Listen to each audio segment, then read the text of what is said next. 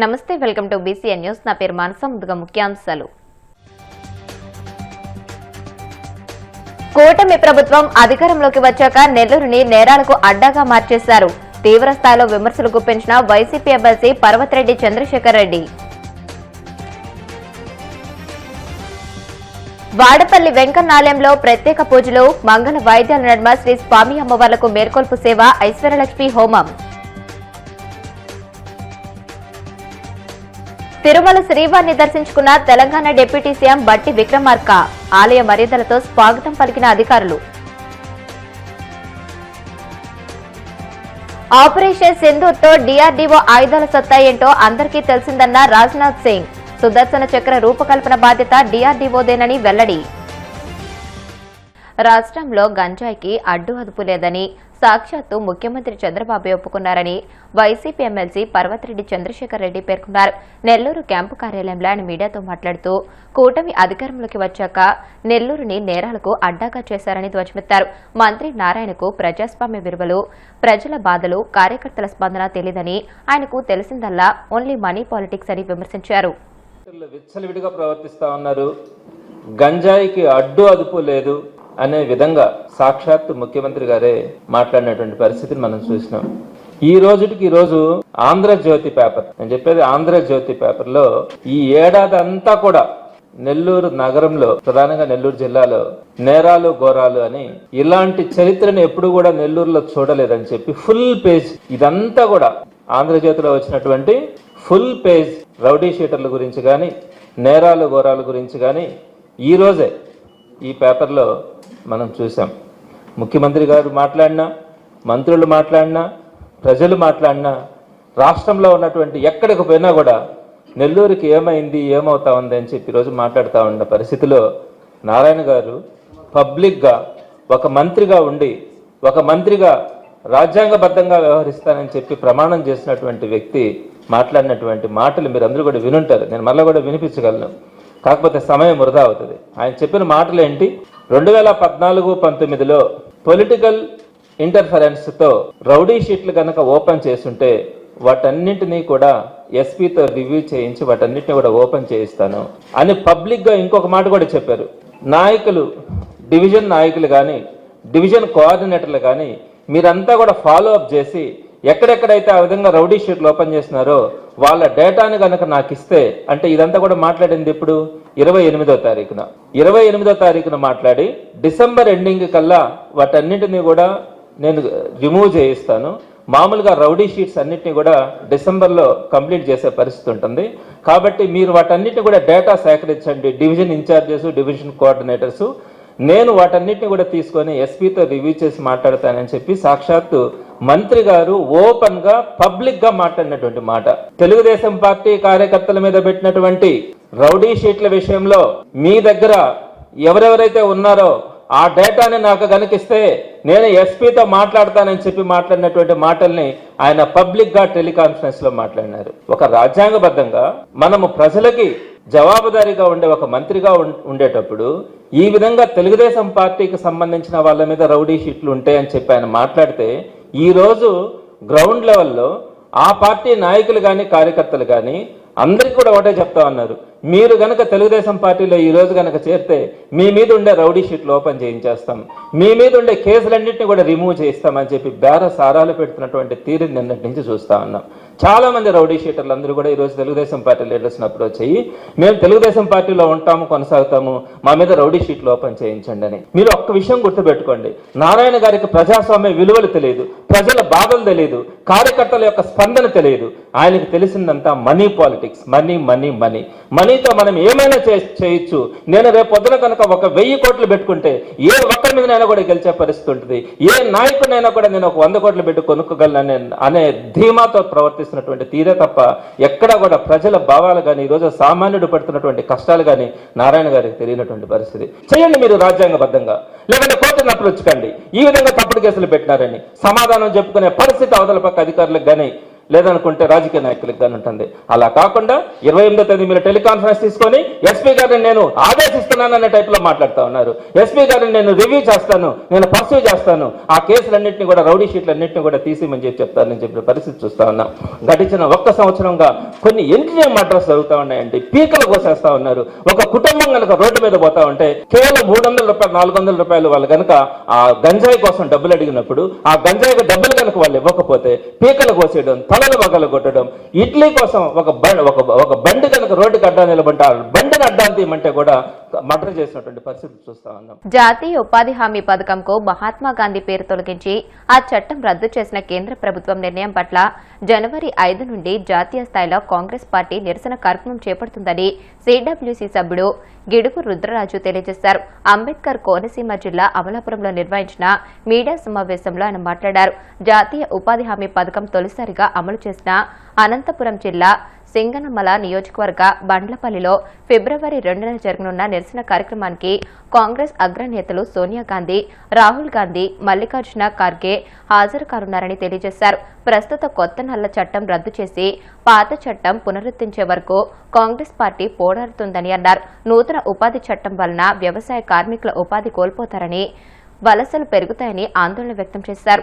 వ్యవసాయ రంగాన్ని కార్పొరేట్ శక్తుల గుప్పెట్లో పెట్టడానికి బీజేపీ ప్రభుత్వం ప్రయత్నిస్తుందని ఆరోపించారు. ఇటీవల ఢిల్లీలో జరిగినటువంటి కాంగ్రెస్ పార్టీ వర్కింగ్ కమిటీ సమావేశంలో కాంగ్రెస్ అధ్యక్షులు శ్రీ మల్లికార్జున ఖార్గే గారు, శ్రీమతి సోనియా గాంధీ గారు, రాహుల్ గాంధీ గారు, general secretary in charge organisation KC Venugopal గారు, 3 రాష్ట్రాల కాంగ్రెస్ పాలిత ప్రాంతాల ముఖ్యమంత్రులు, కాంగ్రెస్ వర్కింగ్ కమిటీ సభ్యులందరూ కూడా పాల్గొనడం జరిగింది. ప్రధానమైనటువంటి చర్చనీయాంశంగా మహాత్మా గాంధీ జాతీయ గ్రామీణ ఉపాధి హామీ పథకానికి కేంద్రంలో చేసినటువంటి చట్టంలో చేసినటువంటి మార్పులు చేర్పుల గురించి డిస్కషన్ చేయడం జరిగింది. సుమారు 12 కోట్ల మంది రైతు కూలీలకి పట్టెడు అన్నం పెట్టేటువంటి ఇంత గొప్ప పథకాన్ని నిర్వీర్యం చేయాలని కేంద్ర ప్రభుత్వం తీసుకున్నటువంటి నిర్ణయాన్ని కాంగ్రెస్ వర్కింగ్ కమిటీ ఖండించింది. ఆనాడు శ్రీమతి సోనియా గాంధీ గారి నేతృత్వంలో డాక్టర్ మన్మోహన్ సింగ్ గారు ప్రధానమంత్రిగా ప్రప్రథమంగా ఈ చట్టాన్ని ఆంధ్రప్రదేశ్ లో పెద్దలు రాజశేఖర రెడ్డి గారు ముఖ్యమంత్రిగా, రఘువీరారెడ్డి గారు మంత్రిగా, అనంతపురం జిల్లా సింగనమల నియోజకవర్గంలో బండ్లపల్లి అనేటువంటి గ్రామంలో 2006 ఫిబ్రవరి 2వ తేదీ నాడు లాంఛనంగా ప్రారంభించడం జరిగింది.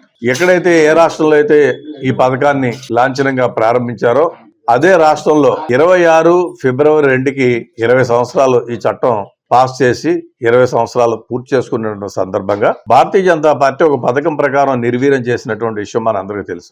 అంటే గతంలో 90-10 కాంపోనెంట్ గా ఉండేటువంటిది. అంటే కేంద్ర ప్రభుత్వం 90% నిధులు, రాష్ట్ర ప్రభుత్వం 10% నిధులు ఉండేవి. దాన్ని ఇప్పుడు 60-40 చేయడం కానీ, మహాత్మా గాంధీ గారి పేరుని ఒక పథకం ప్రకారం కావాలని పార్లమెంట్ యాక్ట్ లో నుంచి వారి పేరు తీసివేయడం కానీ, అనేకమైనటువంటి ఇతర అంశాలు ఉన్నాయి. వాటిలన్నింటినీ దృష్టిలో పెట్టుకుని ఈ చట్టాన్ని నిర్వీర్యం చేయాలని కేంద్ర ప్రభుత్వం, భారతీయ జనతా పార్టీ, నరేంద్ర మోడీ ప్రభుత్వం తీసుకున్నటువంటి నిర్ణయాన్ని వ్యతిరేకిస్తూ 20 సంవత్సరాలు పూర్తి చేసుకున్నటువంటి సందర్భంగా ఒక బ్రహ్మాండమైనటువంటి సభను నిర్వహించాలని పెద్దలు రఘువీరారెడ్డి గారు, నేను కాంగ్రెస్ వర్కింగ్ కమిటీలో ప్రతిపాదించడం జరిగింది. ఆ మేరకు శ్రీమతి సోనియా గాంధీ గారు, మల్లికార్జున ఖార్గే గారు, రాహుల్ గాంధీ గారు పెద్దలందరూ కూడా యాక్సెప్ట్ చేశారు. త్వరలోనే ఈ ఫిబ్రవరి 2, 2026కి అనంతపురం జిల్లాలో సింగనమలలో బండ్లపల్లి అనేటువంటి గ్రామంలో ఈ చట్టం కేంద్ర ప్రభుత్వం చేసినటువంటి మార్పులు చేర్పులను ఖండిస్తూ ఒక పెద్ద నిరసన సమావేశాన్ని కాంగ్రెస్ పార్టీ నేతృత్వంలో ప్రదేశ్ కాంగ్రెస్ కమిటీ అధ్యక్షురాలు శ్రీమతి వైఎస్ షర్మిలారెడ్డి గారి నేతృత్వంలో ఏర్పాటు చేయడం జరుగుతుంది. ఉపాధి హామీ కూలీలకు సంబంధించి ఒక పథకం ప్రకారం గ్రామీణ ప్రాంతాన్ని నిర్వీర్యం చేయాలని భారతీయ జనతా పార్టీ ఆలోచన చేస్తుంది. ప్రధానంగా ఈ చట్టంలో కడు పేదలు, ఎస్సీలు కానీ, ఎస్టీలు కానీ, అల్పసంఖ్యాక వర్గాలు కానీ, బలహీన వర్గాలలో మోస్ట్ బ్యాక్వర్డ్ క్లాసెస్ కానీ వీరందరూ కూడా ఉన్నారు. అగ్రవర్ణాల్లో ఉన్నటువంటి పేదలు కూడా జాబ్ కార్డ్స్ తీసుకుని ఇందులో పనిచేస్తున్నటువంటి పరిస్థితి. ఈ చట్టం చేసిన తర్వాత రైతుకి ఉపయోగపడే విధంగా అనేకమైనటువంటి కార్యక్రమాలు జరిగాయి. ప్రధానంగా గ్రామీణ రోడ్ల నిర్మాణం ఈ జాతీయ గ్రామీణ ఉపాధి హామీ పథకంలో ఏర్పాటు చేసుకోవడం జరిగింది. కొన్ని లక్షల కిలోమీటర్లు ఈ దేశంలో గ్రామీణ ప్రాంతాల్లో ఉన్నటువంటి పొంత రోడ్లు కానీ, రోడ్లు కానీ నిర్మించుకున్నాం. అదేవిధంగా చెరువుల నిర్మాణం చేపట్టడం జరిగింది. కేంద్ర ప్రభుత్వం కానీ, రాష్ట్ర ప్రభుత్వం కానీ కన్స్ట్రక్షన్ చేసేటువంటి అనేకమైనటువంటి బిల్డింగ్స్ ని, అసెట్స్ క్రియేషన్ కూడా ఈ పథకంలో చేయడం జరిగింది. ఈ విధంగా సుమారు 12 కోట్ల పైచిలకు ఉపాధి కూలీలు దీంట్లో ఉన్నారు. దీన్ని ఆనాడు యూపీఏ ప్రభుత్వం ఒక రైట్ కింద, అంటే మేము రైట్ బేస్డ్ చట్టాలను ఇవ్వడం జరిగింది. రైట్ టు ఇన్ఫర్మేషన్ కానీ, రైట్ టు ఎడ్యుకేషన్ కానీ, ఫుడ్ సెక్యూరిటీ యాక్ట్ కానీ పౌరుడికి ఒక హక్కుగా ఆనాడు శ్రీమతి సోనియా గాంధీ గారు, మన్మోహన్ సింగ్ గారు కల్పించారు. దాన్ని తీసేయడానికి కాంగ్రెస్ పార్టీగా ఖండిస్తూ జనవరి 5వ తేదీ నుంచి దేశవ్యాప్తంగా కాంగ్రెస్ పార్టీ నిరసన కార్యక్రమాలు చేపడుతుంది. దాంట్లో భాగంగా ఆంధ్రప్రదేశ్లో కూడా జనవరి 5 నుంచి ఆయా జిల్లా కాంగ్రెస్ కమిటీ అధ్యక్షుల యొక్క నేతృత్వంలో మా కమిటీలందరూ కూడా, నగర కాంగ్రెస్ కమిటీ అధ్యక్షులు కానీ పార్టీ పెద్దలందరూ కూడా దీని మీద చేయడం జరుగుతుంది. ప్రతి గ్రామాన్ని యూనిట్గా తీసుకుని గ్రామాల్లో నిరసనలు, మండల స్థాయిలో మండలంలో నిరసనలు, జిల్లా స్థాయిలో కలెక్టరేట్ల వద్ద ధర్నాలు, అసెంబ్లీ గొరవసు, జాతీయ స్థాయిలో ఒక 4-5 పెద్ద బహిరంగ సభలు ఇవన్నీ కూడా నిర్వహించడం జరుగుతుంది. జనవరి 5వ తేదీ నుంచి కంటిన్యూస్గా ఈ నల్ల చట్టాలను వెనక్కి తీసుకునే వరకు, గతంలో రైతులకి 3 నల్ల చట్టాలు చేస్తే ఈ విధంగా రిపీల్ అయ్యే వరకు పోరాటం చేస్తుందో, అదేవిధంగా మహాత్మా గాంధీ గారి పేరు మార్పు మీద, చట్టంలో ఉన్నటువంటి మార్పుల మీద కాంగ్రెస్ పార్టీ పోరాడి వచ్చేటువంటి లోక్సభ, రాజ్యసభ, శాసన పార్లమెంటు సమావేశాల్లో కూడా, హౌస్లో కూడా పోరాటం జరుగుతుంది. ప్రజాక్షేత్రంలో కూడా పోరాటం చేయడం జరుగుతుంది. భారతీయ జనతా పార్టీ ఎవరైతే అదానీలు, అంబానీలు, కార్పొరేట్ సంస్థలకి, పెట్టుబడిదారులకు ఉపయోగపడే విధంగా ఈ చట్టాలు చేస్తుందో వాటిలన్నింటినీ కూడా కాంగ్రెస్ పార్టీ వ్యతిరేకిస్తుంది. ప్రభుత్వం ప్రతిష్టాత్మకంగా చేపట్టిన భూ సర్వే కార్యక్రమంలో భాగంగా శుక్రవారం ఏలూరు జిల్లా భీముడోలు గ్రామంలో రీసర్వే పనులను అధికారులు కొబ్బరికాయ కొట్టి ప్రారంభించారు. కార్యక్రమంలో deputy inspector of survey Eluru divisional T B S B Ramanarao పాల్గొని సర్వే పనులను తీరును పరిశీలించారు. ఈ సందర్భంగా ఆయన మాట్లాడుతూ ప్రభుత్వం ప్రతిష్టాత్మకంగా చేపట్టిన 4వ విడత రీసర్వేలో భాగంగా మండల కేంద్రమైన భీముడోలు గ్రామ పరిధిలో మొత్తం 4,999 ఎకరాల భూమిని సర్వే చేయనున్నట్లు తెలియజేశారు. ఈ సర్వే పనులకు 5 ప్రత్యేక టీంలు ఏర్పాటు చేసి అత్యాధునిక సర్వే పరికరాలతో పనులు పూర్తి చేస్తామని పేర్కొన్నారు. భూ సర్వే పూర్తయితే భూ రికార్డులు సక్రమంగా సిద్దమవుతాయని, రైతులకు స్పష్టత కలుగుతుందని అన్నారు. గ్రామాల్లోని రైతులు సర్వే అధికారులకు సహకరించి సేవలు వినియోగించుకోవాలని పిలుపునిచ్చారు. ప్రతిష్టాత్మకంగా రీసర్వే ప్రాజెక్టు మొదలుపెట్టారు. ఈ రీసర్వే ప్రాజెక్టులోని 4వ విడతలో భాగంగా భీమడోలు మండలం భీమడోలు గ్రామాన్ని ఎంపిక చేయడం జరిగింది. ఇది 4,999 ఎకరాలు ఉంది. 5 టీంలు పనిచేస్తున్నాయి. ఇక్కడ టీంకి రోజుకి 25 ఎకరాలు చొప్పున వీళ్ళు రీసర్వే చేస్తారు. ముఖ్యంగా ఏంటంటే రైతులకు మేము విన్నవించుకునేది, ఈ రీసర్వేలో ముఖ్య పాత్ర ఏంటంటే సర్వే మన రైతులది. రైతులు మాకు రూపాయి ఇవ్వక్కర్లేదు, రూపాయి ఖర్చు పెట్టక్కర్లేదు. కానీ రైతులు వాళ్ళ సహకారం కావాలి. మేము ఏ రోజున సర్వే చేస్తాం అనేది వారికి 3 రోజులు ముందుగా తెలియజేస్తాం. ఆ రోజుకి వారి పొలం దగ్గరికి వచ్చి వారు సరిహద్దులు చూపెడితే మేము మంచి రికార్డుని అందించగలవారని మీకు తెలియజేస్తున్నాం. మేము ఇప్పుడు ఉపయోగించే పరికరాలని కూడా లేటెస్ట్ టెక్నాలజీ. ఇది ఒక రోవర్ ఉంది. ఈ రోవర్ ఖరీదు 5 లక్షల రూపాయలు. ఇంతవరకంటే మనం ఇల్లు కొలవాలనుకోండి, సపోజ్ యువతల పాయింట్ పెట్టుకుని మళ్ళీ క్రాస్ టాప్ తో రైట్ యాంగిల్ చేసుకుని మళ్ళీ వెళ్ళి చుట్టూరికి రావాల్సి వచ్చేది. కానీ ఈ రోవర్ వలన ఓ పాయింట్ యువతలు పెడితే మళ్ళీ ఇంటి వెనకాలకి వెళ్ళి ఓ పాయింట్ తీసుకుంటే ఆ డిస్టెన్స్ మనకు చూపెడుతుంది. అంత లేటెస్ట్ పరిజ్ఞానం వాడుతున్నాం మనం. కాబట్టి రైతులందరూ కూడా ఎటువంటి అభావాలకు తావు లేకుండా వారు వచ్చి మాకు సహకరిస్తే మేము ఖచ్చితమైన రికార్డుని అందిస్తాం. ఇది మంచి రికార్డు ఏర్పడుతుంది. పూర్వం ఆర్ఎస్ఆర్ ఉండేది, ఇప్పుడు రైతు పేరు డైరెక్ట్ గా వస్తుంది ఆర్ఎస్ఆర్ లో. కాబట్టి ఈ యొక్క అవకాశాన్ని రైతులందరూ వినియోగించుకోవాల్సిందిగా కోరుతున్నాం. మీరు ఏదైనా మార్పు జరగాలనుకోండి, ఎంఆర్ ఆఫీస్ చుట్టూ 10 సార్లు తిరిగేవారు. పేరు మార్పు పొందాలన్నా, ఎవరైనా చనిపోయిన వాళ్ళ ఛానల్లో మనం మార్చాలన్నా, సర్వే నెంబర్ తప్పన్నా, ఒక సర్వే పట్టుకున్నా మా చుట్టూ తిరగవలసి వచ్చేది. మీ కాళ్ళ దగ్గరకు వస్తున్నాం, మీరు సహకరించండి, మేము మంచి రికార్డుని అందిస్తాం. సర్వే రైతులందరూ తెలియజేయండి అంటే ఈ యొక్క అవకాశాన్ని సద్వినియోగం చేసుకోవాల్సిందిగా కోరుతున్నాం. అలాగే మా సర్వే టీం అందరూ కూడా మంచి యువకులు, ఉత్సాహవంతులు, వీళ్ళందరూ కూడా మంచి చక్కని రికార్డు అందిస్తారు. దీనికి అందరికీ ప్రాతినిధ్యం వహించేది మన రీసర్వే డీటీ గారు ఉన్నారు. ఏమన్నా ఇందులో లీగల్ పాయింట్స్ ఉన్నా ఈయనకి మొబైల్ మేజిస్ట్రేట్ హోదా ఇచ్చారు వీరికి ప్రత్యేకంగాను. అలాగే వీరితో పాటు మన ధర్మారావు మండల సర్వేర్ గారు మంచి ఎక్స్పీరియన్స్ క్యాండిడేట్. ఈయన ఆల్రెడీ దగ్గర 10 టీంల వరకు సర్వే ట్రైనింగ్లు ఇచ్చారు, 10 బ్యాచ్ల వరకు కూడా మంచి అనుభవం ఉన్న ఆయన. కాబట్టి ఈ అవకాశాన్ని సద్వినియోగం చేసుకోవాలని మీ అందరికీ ఈ సందర్భంగా తెలియజేస్తున్నాను. కోనసీమ తిరుమలగా వర్ధిల్లుతున్న వాడపల్లి శ్రీ వెంకటేశ్వర స్వామి ఆలయంలో శుక్రవారం ప్రత్యేక పూజలు వైభవంగా నిర్వహించారు. మంగళ వాయిద్యాల నడుమ శ్రీ స్వామి అమ్మవార్లకు మేల్కొల్పు సేవను నిర్వహించిన అనంతరం ఐశ్వర్యలక్ష్మి హోమాన్ని జరిపించారు. అర్చకులు శ్రీ స్వామి అమ్మవార్ల వసంత మండపంలో అష్టోత్తర పూజను నిర్వహించగా ప్రత్యేక అలంకరణలో ఉన్న స్వామిని దర్శించుకుని భక్తులు తరించిపోయారు.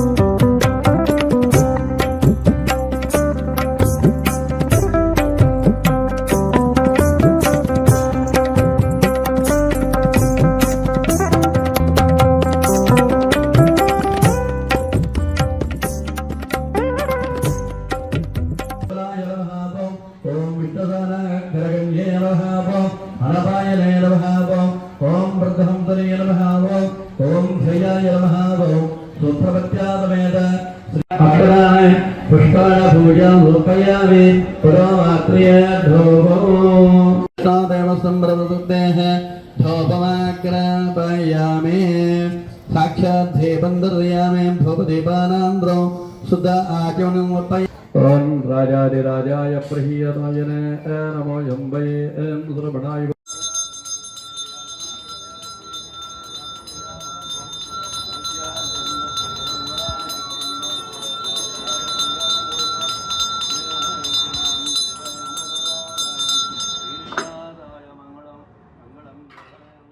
ఇప్పుడు కాసేపు ప్రకటనలు.